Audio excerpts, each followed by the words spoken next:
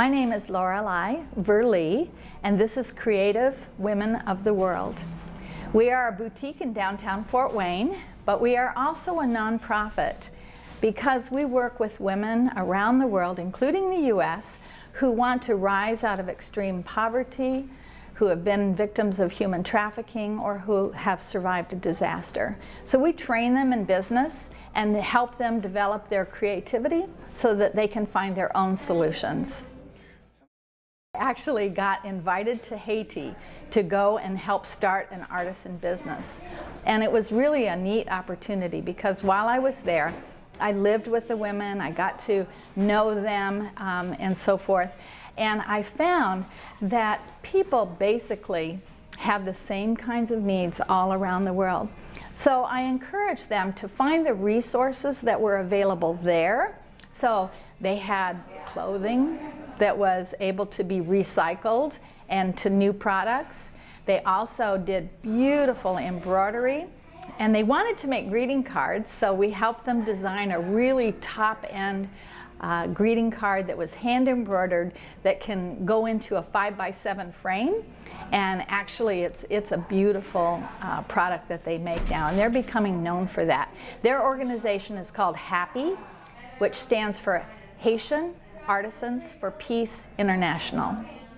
Well, one of the things that we do for local artists is that we actually offer them a training, and we are going to be doing that at certain times of the year. We don't do it continually, but we have it available at certain times of the year so they can sign up for that.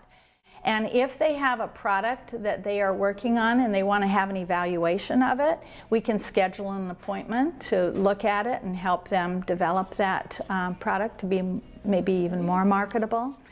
And then we also, if we find that they have a really unique product that we feel people would enjoy, we do have an area of our store that is called Lotus, and that stands for Local Opportunities for Training in the U.S.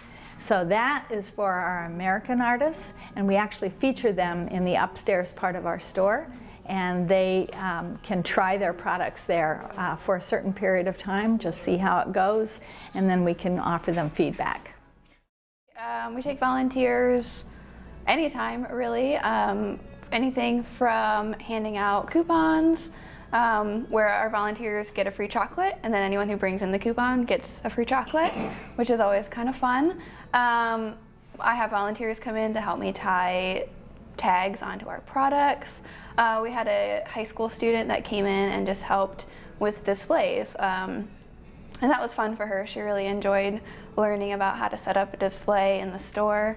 And then soon we're going to be doing volunteers to come in and make baskets to send to our artists overseas, just kind of a thank you, or they can write a note, they can send something they've made, just as a way to support and encourage them.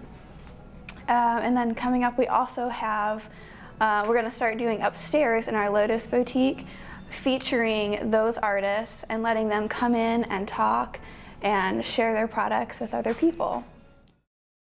One of my favorites is the Dunnett story, and it's a group of Mayan women in Guatemala, and the Mayan women are very often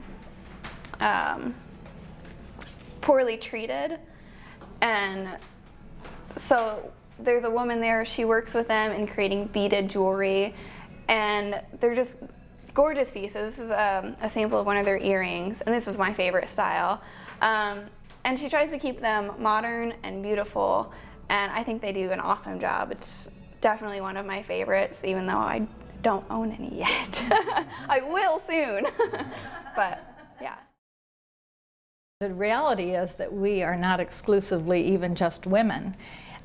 We do choose to primarily work with women because we find that in the majority of cases that when a woman brings in the income, 90% of it will get to the family's benefit, whereas unfortunately the statistics for men show that about 30% gets to the family. So that's why we choose to work with women. But we're certainly not opposed to working with men.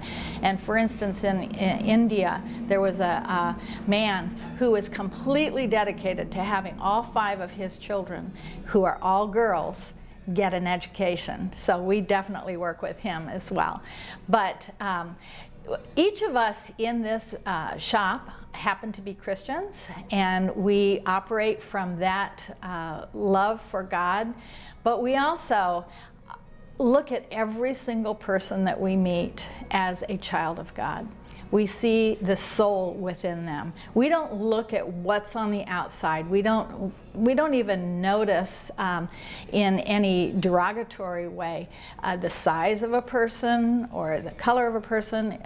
It just really doesn't make a difference to us. However, what we are looking at is, who is that person inside? What is their soul? What is their spirit? That's who we want to connect with.